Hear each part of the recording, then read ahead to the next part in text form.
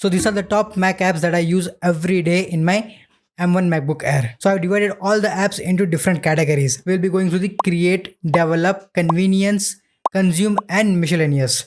So let's first start with the create. So as I need to create a lot of videos on YouTube, I use Final Cut Pro for the editing purpose. All of my videos I edit in the Final Cut Pro. Before that, I used to use DaVinci Resolve when I was using the Windows system for editing my videos, but from when I have got the Mac, I've been using the Final Cut Pro for the editing purpose. The next step is the QuickTime Player or the OBS Studio. So for recording all the tutorials, I either use QuickTime Player or I'll use OBS depending on the situation. From last few videos, I've been only using QuickTime Player for recording all the tutorials because it creates a very low file size and it's easy to edit in the Final Cut Pro. The next software I use is the Photoshop. I use Photoshop for all my photos and thumbnail editing. So whatever the photos and thumbnails that you see, most of the times I'll be using the Photoshop, and for few times I'll be also using the Canva. Canva is a free tool to use and it's a web version, so directly I can use from the browser itself. So most of the time I'll either use the Photoshop or Canva to edit my thumbnails. The other thing I use is the Google suite of softwares. So I'll be using Google Doc, Google Slides for creating all my presentations and all the documents that I share with you guys. And I also use Gmail for the communication. The next thing which I use and I like the most is the Notion. So I keep track of everything what I do for this YouTube channel using the Notion. Earlier I was just using the Notepad to jot down all the points that I have to cover. But from the past 1 year I've been using Notion and I track down each and every details in the Notion. So I jot down all the points that I have to cover in the videos. I'll jot down all the videos that I have published. I'll just add all the details for that. I've been using the video project tracker template from the Thomas Franks. If you want to check that out, I'll link that in the description below. So I've been using that template to track down all the videos. So it gives the features like which all videos that I have published, which are in the idea phase, if there is any affiliate for that as well, which date I have published that video. So all those information I can add, and for each of those videos I can add the research points, I can add the script. I don't create the scripts, I just jot down the points that I have to cover in the video, and with those just bullet points I'll just try to elaborate everything. And it is also useful for creating a lot of notes as well.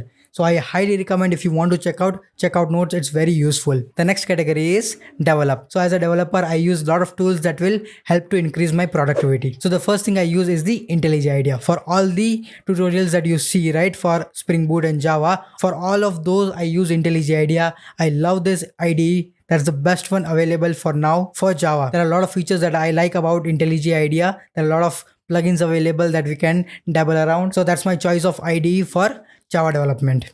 The next thing that I use is the VS Code editor. Everyone knows about VS Code and everyone would be using VS Code. That's what I'm hoping for. So I use VS Code for all the other stuffs other than Java, either it be web development or Go development or Python development, whatever it is, I've been using VS Code for that purposes. And for those two as well, IntelliJ IDEA and VS Code, there are a lot of plugins and extensions that I'll be using to increase my productivity. That will help us to get more focus on the coding part itself. So if you want a video on that, then do let me know in the comment section below. I'll try to create a video on that as well, where I will cover all the plugins and extensions that I use for IntelliJ IDEA and VS Code. So recently I have started learning the Web3 technologies, and the foundation for the Web3 technology is the cryptocurrency. I've been learning the fundamentals of cryptocurrency interactively and with hands-on lessons from the Brilliant, who are kindly sponsoring this video. As a newbie to the crypto world, Brilliant allows me to learn with intuitive examples and repetitive problem solving that trains my mind to solve all those problems. There are a lot more other courses also available, ranging from computer algorithms, neural network,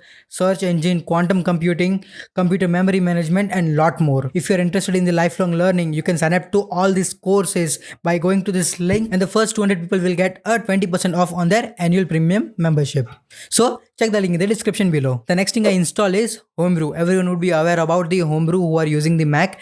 So Homebrew allows us to install all the packages and libraries that we use for all the different programming languages very easily. So it allows us to manage all those libraries very easily. So suppose if you have different versions of Python, then it's very easy to manage from the Homebrew. You can download all the other softwares from the Homebrew itself.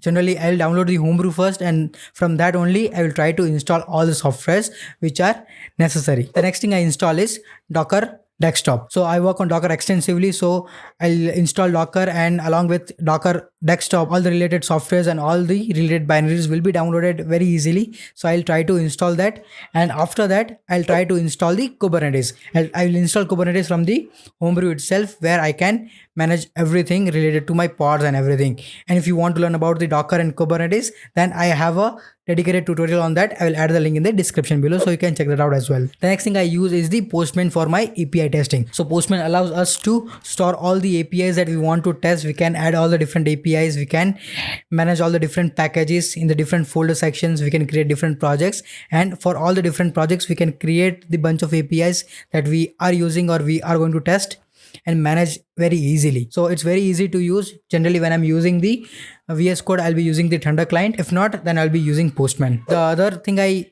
install is Item. So there is a by default terminal as well available, but I use Item because it's very easy to use, it's very intuitive to use. It allows me to create different tabs, it allows me to configure my ZSH, so it's a lot more fun to use Item than the default terminal in the Mac. So these are all the general softwares that I use for the development purposes. The next thing is the convenience. I use all these utilities and tools to improve the macOS features, because there are some things which are not available in the macOS. So I use all these softwares to improve that. The first thing that I use is the Alfred. It's the replacement for the Spotlight. It's very easy. There are a lot more features in the Alfred. You can customize the Alfred, the looks, feels, how the search works, and many things. If you want to check out all the software, I'll add the link of each and everything in the description below, so you can check that out. But I use Alfred instead of Spotlight, and I love that software. The next software is the Bartender, not that bartender. Okay, so Bartender allows you to hide and show all the icons or all the applications which has been shown at the top menu bar. So if you see, you will get a 3 dots, or you can configure that as well, like what particular icon that you want to show, and when you hover over it, it will show all the icons. And if you are not hovering on top of that, if you remove the cursor, it will just hide everything. So you will get a very clean and minimal looking menu bar. The next utility I use is the Night Owl. I know by default there is a feature for toggling the light mode and the night mode, or the light mode and the dark mode in the default Mac OS, but Night Owls allows us a lot more extra features as well. If there are some of the apps that you always want in the dark mode, then you can force the dark mode on all the apps when you are also in the light mode, and you can do the vice versa as well. With just the help of the shortcut key, you can just enable and disable the dark mode or light mode, and it's very easy to use. And you can also configure all the applications. So that's what I like the most about this software. The next thing I use is the rectangle. In the window snapping is very easy, and there are a lot of shortcuts as well to snap the windows from right to left or left to right or middle or anywhere. In Mac OS, it's very difficult. So I use rectangle. It allows me to snap all the windows wherever I want from the shortcut itself. So I can configure all the different shortcuts, and I can move around all the windows wherever I want. The next step I use is the Alt tab. If you have used the Windows, then if you do Alt tab in the Windows, you can get the preview right itself, like which all the application it is and what is open in that particular application.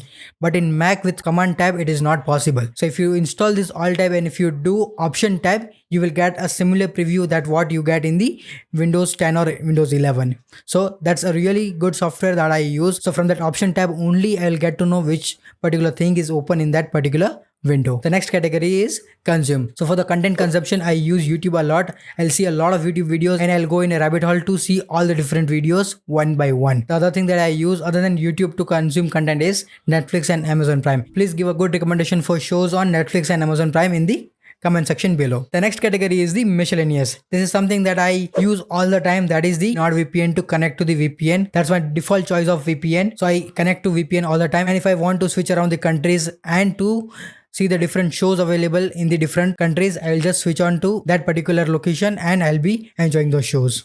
The next thing I use is WhatsApp to communicate. So I prefer more typing on the keyboard rather than the keypad on the mobile. So I've installed WhatsApp, and from there only I reply to all my friends and family members. The next thing I use is Zoom for video conferencing. So these are all the standard apps that I use on my Mac, and these are my favorite apps that I use each and every day. So if you know any better app, or if you can recommend me any better app to increase my productivity, then do let me know in the comment section below. So there are a lot more tutorials available on this channel regarding Spring Boot, Kubernetes, Docker, Spring Data JPA, and lot more. If you want to check out, then these are the playlists and you can check out all those videos.